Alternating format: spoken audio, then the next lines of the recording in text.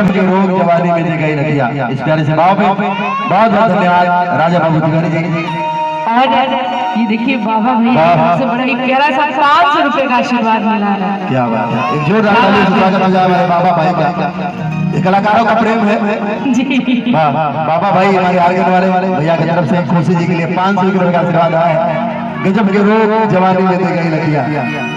क्या बात है।